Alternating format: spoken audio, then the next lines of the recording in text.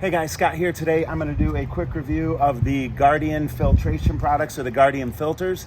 And this is the 2-pack. I have the Bullfrog hot tub here, so just make sure that these filters are compatible with your hot tub. But this is how they come in for the 2-pack. One of the things I really liked about these were the fact that they are made in the USA. But let's go ahead and install these. I'll show you how easy it is. So we'll bring the camera over and simply take these off here.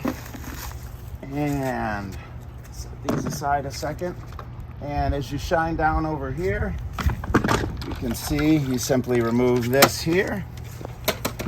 And then what you have are these right here, the 2 caps. And I'm gonna pull the first filter out. And as you can see, it's dirty. We need a new filter. And this one slides right in here. And once it's on there, we just screw that in and really just kind of plug and play, pretty easy. And I take the second one out. Once again, dirty filters. So glad to be getting these new ones in.